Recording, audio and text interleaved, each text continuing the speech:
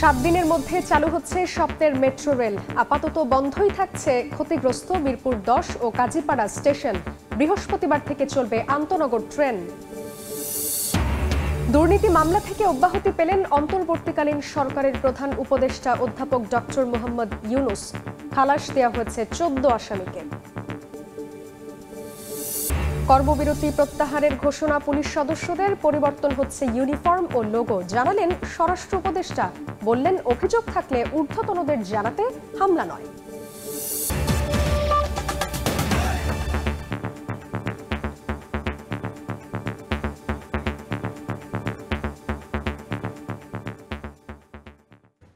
ভোরের সময় সঙ্গে আছি আমি জান্নাতুল সাদিয়া।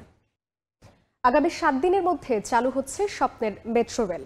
তবে আপাতত বন্ধই থাকবে ক্ষতিগ্রস্ত মিরপুর 10 ও কাজীপাড়া স্টেশন। রোববার বিকেলে সচিবদের বৈঠকে প্রধান উপদেষ্টা ডক্টর মোহাম্মদ ইউনুস এ নির্দেশ দিয়েছেন বলে জানা গেছে। ডিএমটিসিএল সূত্র জানায়, নিরাপত্তা সংক্রান্ত কিছু প্রক্রিয়া শেষ করে যাত্রী নিয়ে মেট্রো রেল আরও আগেও চালু হওয়ার সম্ভাবনা রয়েছে। আপাতত নানা দিক পরীক্ষা নিরীক্ষা করে দেখা হচ্ছে।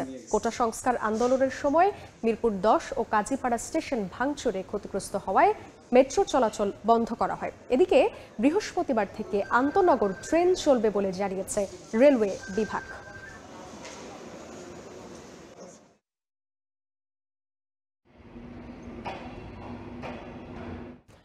বিগত সরকারের আমলে করা দুর্নীতির মামলা থেকে খালাস পেয়েছেন অন্তর্বর্তীকালীন সরকারের প্রধান উপদেষ্টা অধ্যাপক ডক্টর মোহাম্মদ ইউনুস।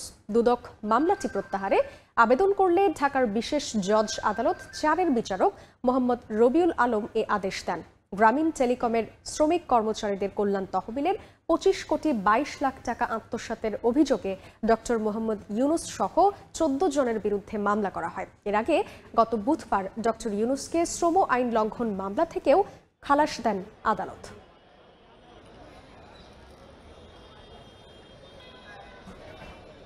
পুলিশের সব দাবি মেনে নেওয়া হবে জানিয়ে স্বরাষ্ট্র উপদেষ্টা ব্রিগেডিয়ার জেনারেল অবসরপ্রাপ্ত এম শাখাওয়াত হোসেন বলেছেন, বৃহস্পতিবারের মধ্যে পুলিশ সদস্যরা কাজে না ফিরলে চাকরি করতে ইচ্ছুক নয় বলে ধরে নেওয়া হবে।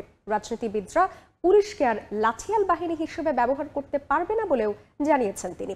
আন্দোলনে গণমাধ্যমের ভূমিকা নিয়েও প্রশ্ন তোলেন স্বরাষ্ট্র উপদেষ্টা। আন্দোলনে পুলিশের ভূমিকা ছিল প্রশ্নবিদ্ধ। সরকার তাদের লাঠিয়াল বাহিনীতে পরিণত করায় জনগণের ভিন্ন প্রতিক্রিয়া হয়। অতি উৎসাহী পুলিশের নির্দেশদাতাদের খুঁজে বের করে শিগগিরই আইনের আওতায় আনার হুঁশিয়ারি দেন তিনি। পুলিশকে আপনি আর পুলিশ লাঠিয়াল বাহিনীর মতো পরিচালিত করতে পারবেন না। I will insist police will be under police commission. ছাত্র জনতার আন্দোলনে গণমাধ্যমের ভূমিকা নিয়েও প্রশ্ন তোলেন স্বরাষ্ট্র উপদেষ্টা। বলেন, নীতি না মেনে সংবাদ পরিবেশন করলে গণমাধ্যমের বিরুদ্ধেও ব্যবস্থা নেওয়া হবে। আপনারা সত্যি ঘটনা তুলে ধরেন নাই। আপনারা যদি ওই সময় সত্যি ঘটনা তুলে ধরতেন যে কি হচ্ছে, তাহলে আজকে পুলিশের এই অবস্থা হয় না। বিবিসির থেকে আমি দেখতেছি, কিন্তু আমাদের মিডিয়া দেখাতে পারল না। সেই মনীয় চাটুকারি মিডিয়া হবে, বন্ধ করে দেবো। একই দিন নিজের প্রথম কর্মদিবসে সচিবালয়েও কথা বলেন এই উপদেষ্টা। স্থবির হয়ে পড়া পুলিশকে পুনরুজ্জীবিত করতে সবাইকে ঐক্যবদ্ধ হওয়ার আহ্বান জানান তিনি।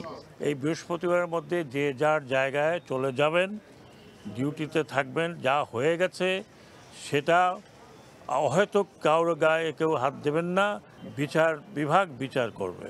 আপনারা যদি বৃহস্পতিবারে না আসেন, আমরা ধরে নেব আপনারা চাকরিতে ইচ্ছুক নন।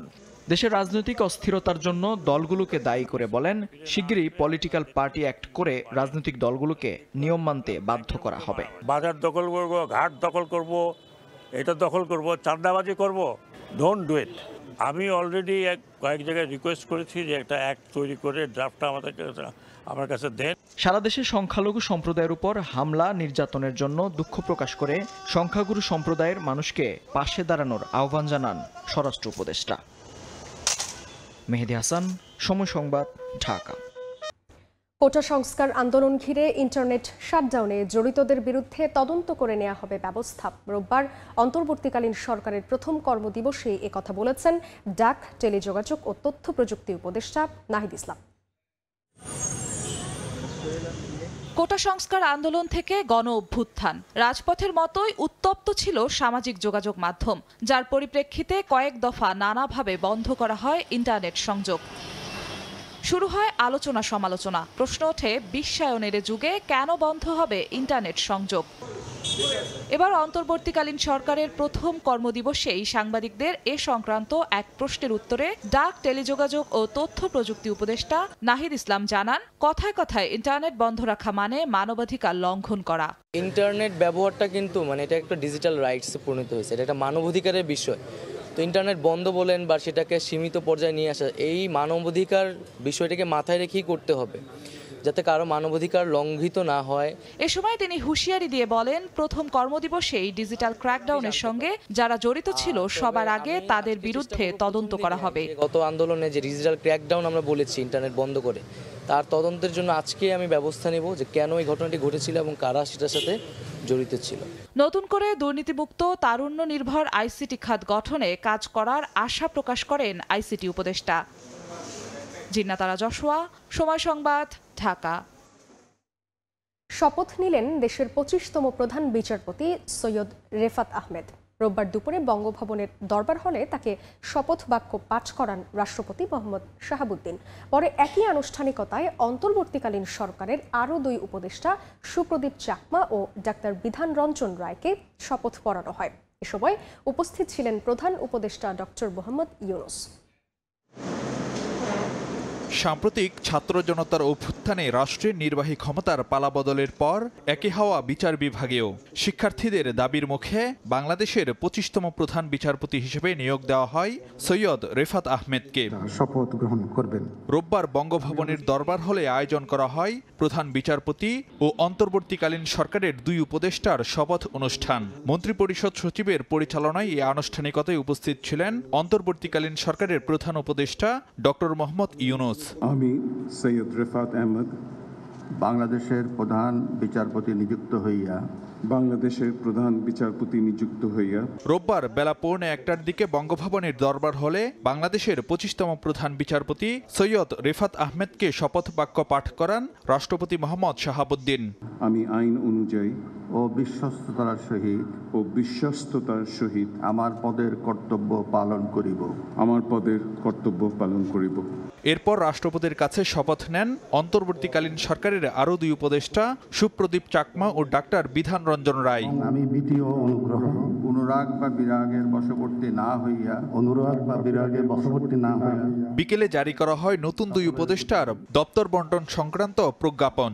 বিধান রঞ্জন রায়কে প্রাথমিক ও গণশিক্ষা মন্ত্রণালয় আর সুপ্রদীপ চাকমাকে পার্বত্য চট্টগ্রাম মন্ত্রণালয়ের দায়িত্ব দেওয়া হয়। ফারুক ভিয়া, রবিন, সময় সংবাদ, ঢাকা। বিচার বিভাগের সব খাতে সংস্কার ও জবাবদিহিতা নিশ্চিতের তাগিদ দিয়েছেন আইনজীবীরা। তারা বলছেন, মামলার জট কমানো, আস্থা ফেরানো, দুর্নীতি ও হস্তক্ষেপ মুক্ত রাখা সহ নতুন প্রধান বিচারপতির সামনে রয়েছে 5 চ্যালেঞ্জ। অ্যাটর্নি জেনারেল বলছেন, বিচার বিভাগকে সিন্ডিকেট মুক্ত রাখতে, বিচার প্রার্থীর আস্থা ফেরাতে এবং রাজনৈতিক প্রভাব মুক্ত রাখতে সব ধরনের ব্যবস্থা নেবেন নবনিযুক্ত প্রধান বিচারপতি। পদত্যাগ করেন 24তম প্রধান বিচারপতি ওবায়দুল হাসান। পদত্যাগ করেন আপিল বিভাগের আরও 5 জন বিচারপতি। সঙ্গে সঙ্গে সৈয়দ রেফাত আহমেদকে 25তম প্রধান বিচারপতি নিয়োগ দেন রাষ্ট্রপতি। রোববার অনুষ্ঠিত হয় শপথ। বিশ্বস্ততার সহিত আমার পদের কর্তব্য।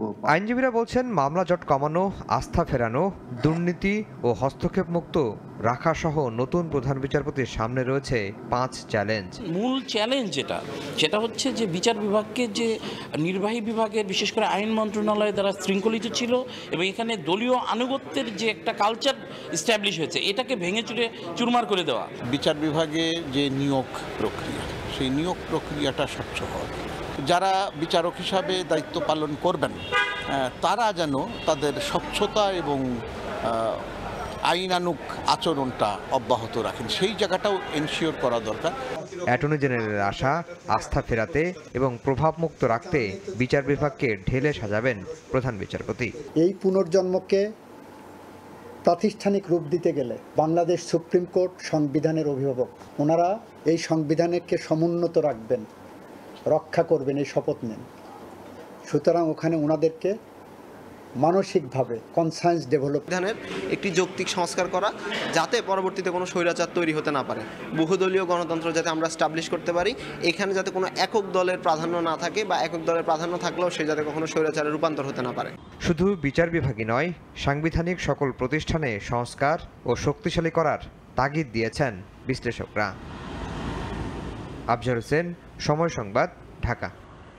বৈষম্য বিরোধী ছাত্র আন্দোলনে নিহতদের স্মরণে গাজীপুর ও পঞ্চগড়ে মোমবাতি প্রজ্বলন ও দোয়া হয়েছে। রোববার সন্ধ্যায় গাজীপুরের কেন্দ্রীয় শহীদ মিনারে মোমবাতি প্রজ্বলন করেন বিভিন্ন স্কুল, কলেজ ও বিশ্ববিদ্যালয়ের শিক্ষার্থীরা। পরে স্বৈরাচার পতনের আন্দোলনে নিহতদের আত্মার মাগফিরাত কামনায় বিশেষ দোয়া করা হয়।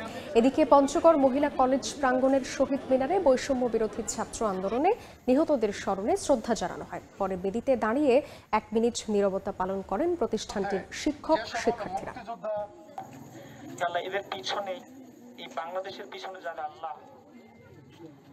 অবৈধ বোর্ড মিটিং এর মাধ্যমে সময় টেলিভিশনের এমডি ও সিইওকে অপসারণের খবর ছড়াচ্ছে একটি মহল, যা আদৌ সত্য নয়।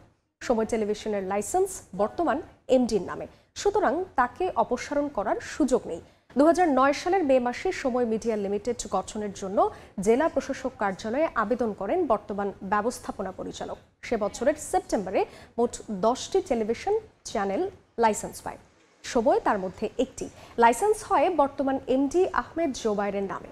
গঠিত হয় সময় মিডিয়া লিমিটেড নামে একটি কোম্পানি।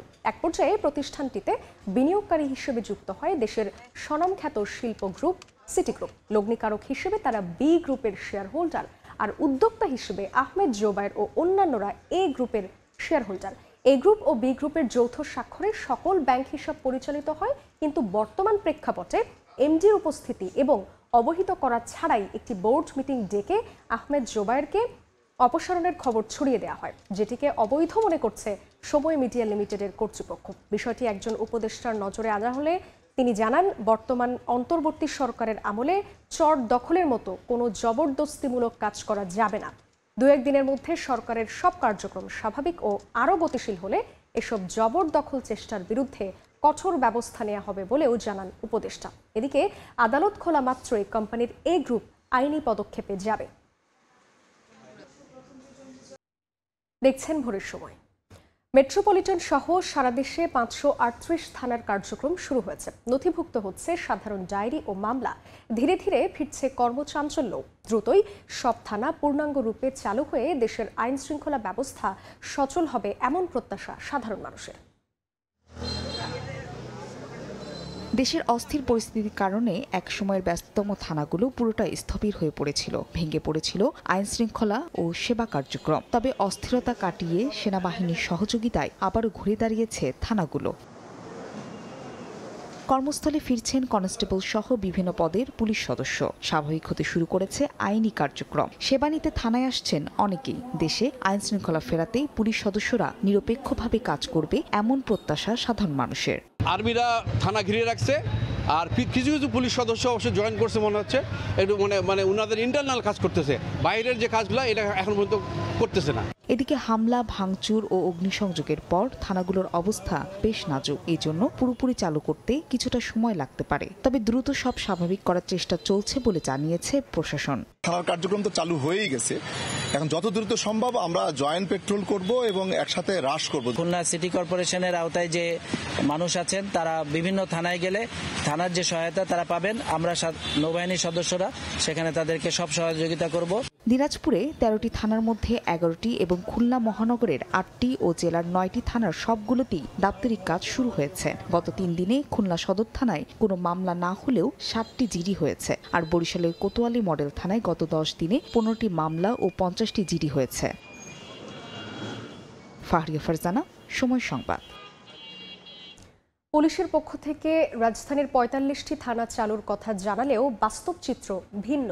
কয়েকটি থানায় স্বল্প পরিসরে সেবা মিললেও বাকিগুলোতে নেই তেমন কার্যক্রম। পুলিশের কর্মবিরতি থাকায় সেবা না পেয়েই ফিরতে হচ্ছে ভুক্তভোগীদের।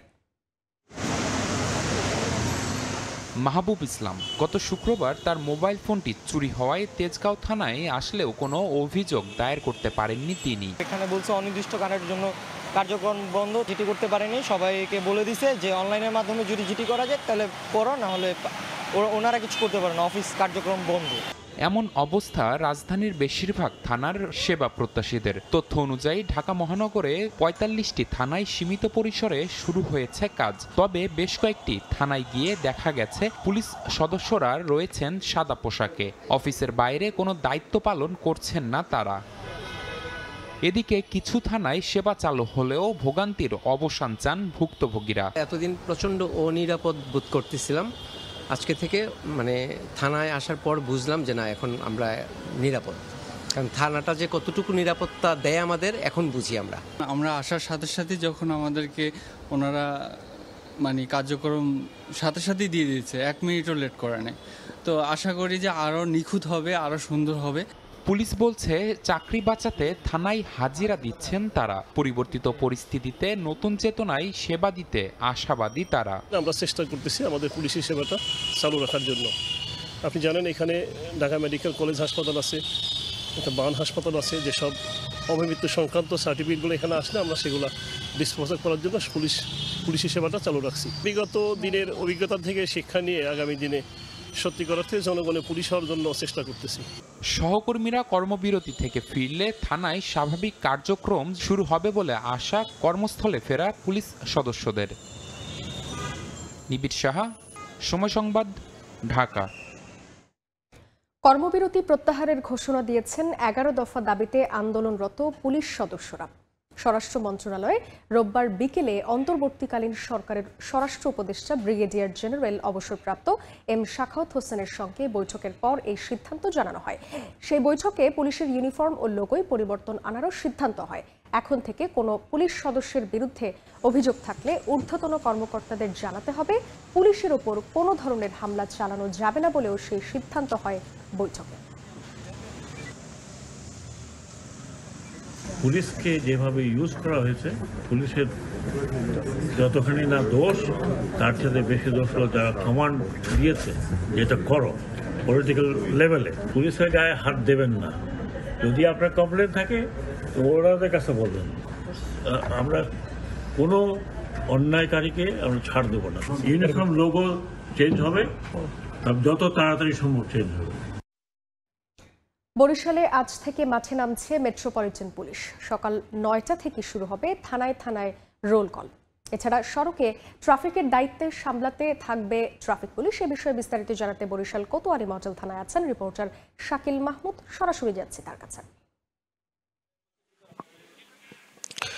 দেখুন, কর্মবিরতি প্রত্যাহারের পর আজ থেকে কিন্তু মাঠে নামছে পুলিশ সদস্যরা। এর মাধ্যমে প্রায় 6 দিন পরে পুরোদমে মাঠে নামছে তারা এবং আজ সকাল 9টার সময় প্রতিটি থানায় থানায় রোল কল করার কথা রয়েছে বলে জানিয়েছেন বরিশাল মেট্রোপলিটন পুলিশের উপকমিশনার।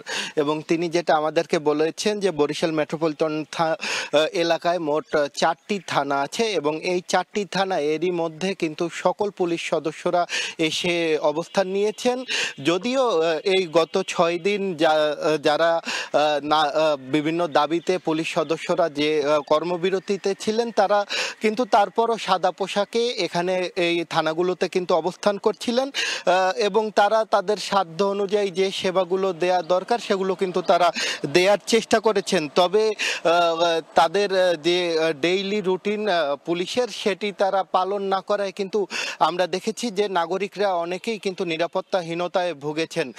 যদিও বা থানাগুলোতে সেনাবাহিনীর যে সদস্যরা আছে তারা কিন্তু অবস্থান নিয়েছে এবং তারা পুলিশকে সর্বাত্মক সহায়তা করার কিন্তু কথা জানিয়েছে। আমি কথা বলেছিলাম বরিশাল কোতোয়ালি মডেল থানার যিনি ভারপ্রাপ্ত কর্মকর্তা আছে তার সাথে। তিনি বলছেন যে আজ সকাল 9টায় রোল কলের মধ্য দিয়ে কিন্তু তারা তাদের যে কার্যক্রম সেটা কিন্তু তারা শুরু করবেন। এদিকে আমি কথা বলছিলাম বরিশাল মেট্রোপলিটনের যে ট্রাফিক বিভাগ আছে সেই ট্রাফিক বিভাগের পুলিশ সদস্যদের সাথে। তারা বলেছেন যে আজ আজ থেকে তারা রাস্তায় কিন্তু তারা তাদের যে দায়িত্ব সেটা কিন্তু তারা পালন করবে। এর পাশাপাশি বৈষম্য বিরোধী ছাত্র আন্দোলনের যে সমন্বয়ক আছে সুজয় শুভ বরিশালের, তার সাথে কথা বলছিলাম। তিনি যেটা বলেছিলেন যে ছাত্ররা এখনো রাস্তায় থাকবে এবং ট্রাফিক পুলিশের যে সদস্য যারা আছে তাদেরকে তারা সহায়তা করে যাবে। যদিও আমরা দেখেছি যে গত 6 দিন শিক্ষার্থীরা কিন্তু সড়কের শৃঙ্খলা ফেরাতে তারা কিন্তু যথেষ্ট পরিমাণ দিনরাত খাটনি করেছে। এই ছিল বরিশাল থেকে আমার কাছে থাকা সবশেষ। ভোলার বোরহানউদ্দিনে দুটি সেতু নির্মাণের পর সংযোগ সড়ক ও গাইড ওয়াল না করেই 2 বছরের বেশি সময় ফেলে রেখেছে ঠিকাদার। এতে নতুন ব্রিজের সুফল ভোগ করা তো দূরের কথা, বন্ধ হয়ে গেছে 2 ইউনিয়নের বাসিন্দাদের সহজ যোগাযোগ ব্যবস্থাও। দ্রুত সংযোগ সড়কের কাজ শেষ করে সেতু দিয়ে চলাচল স্বাভাবিক করার দাবি তাদের।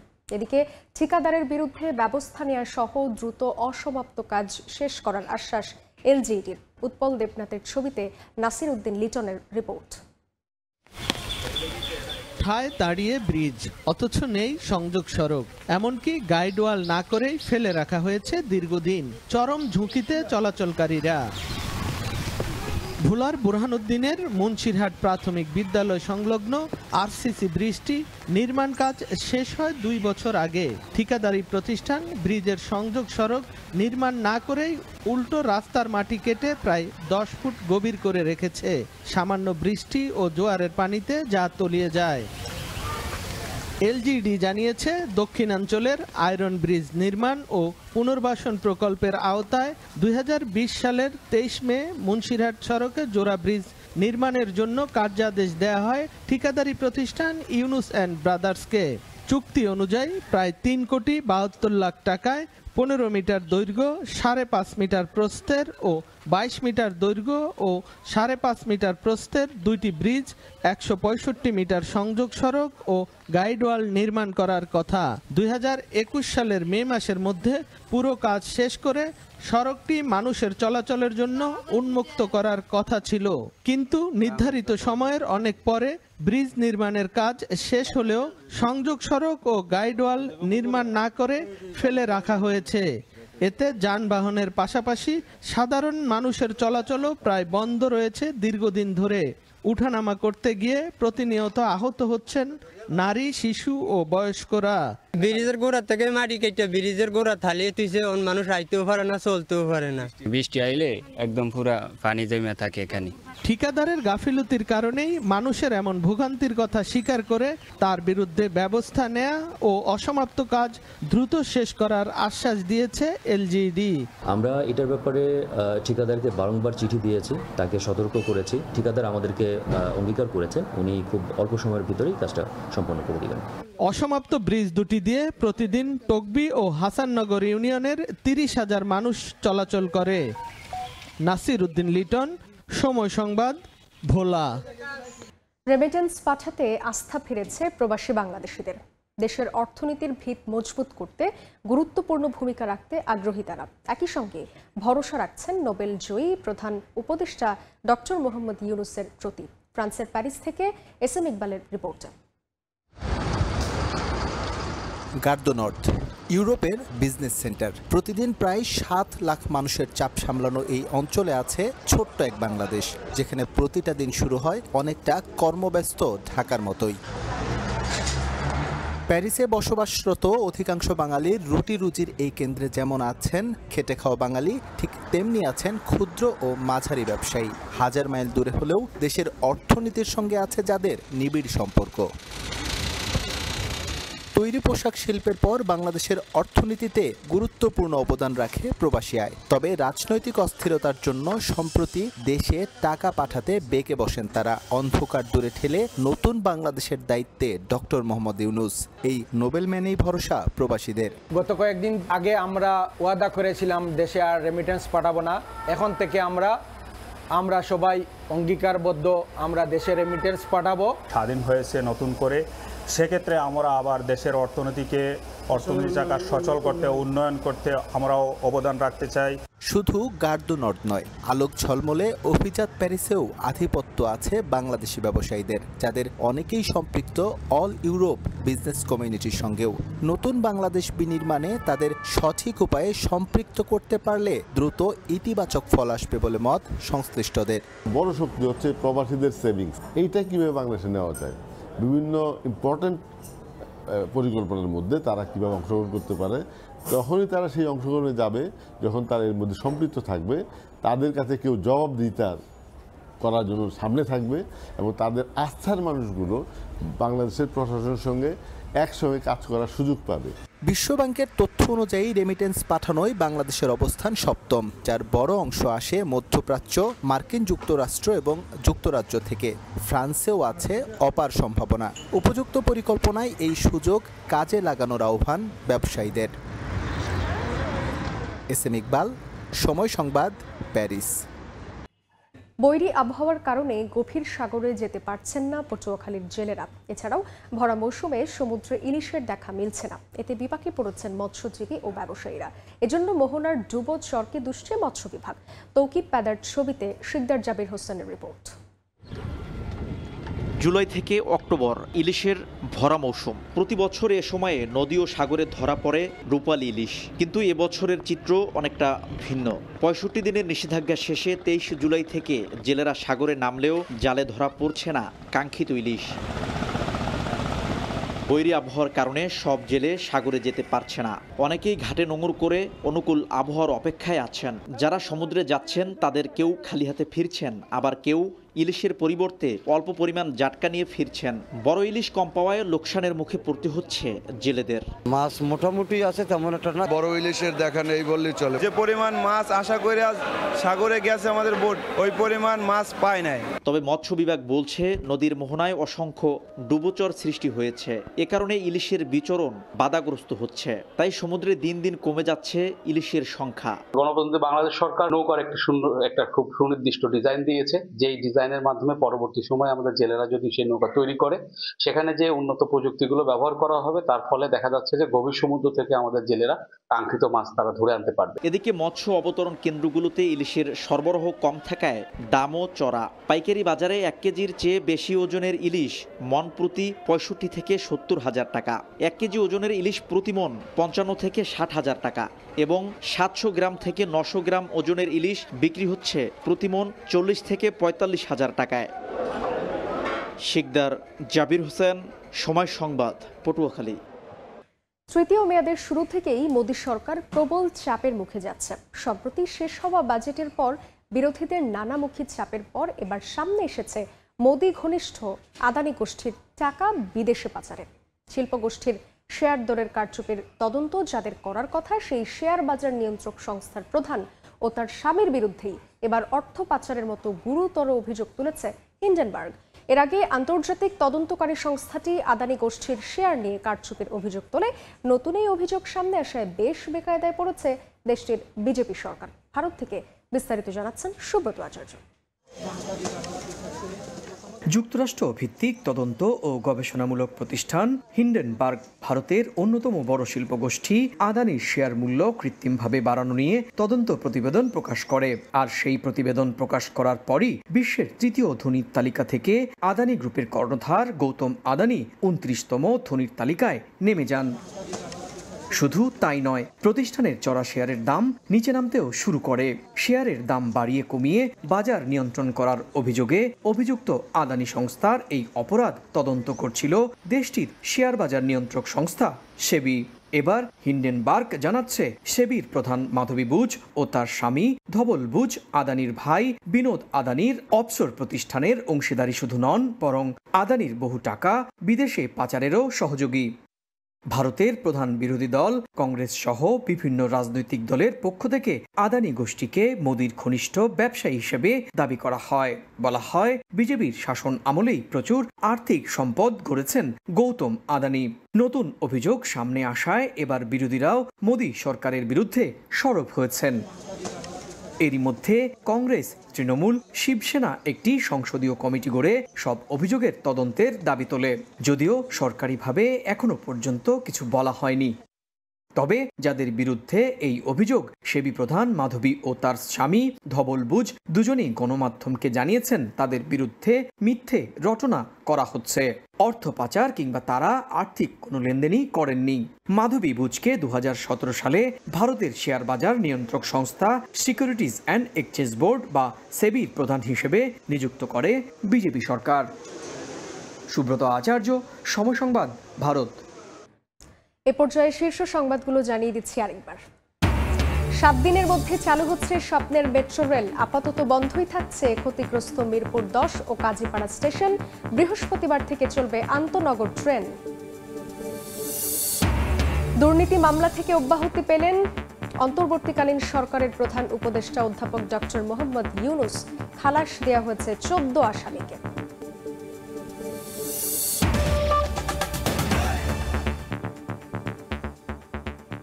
এই ছিল ভোরের সময়। সঙ্গে থাকুন সময়।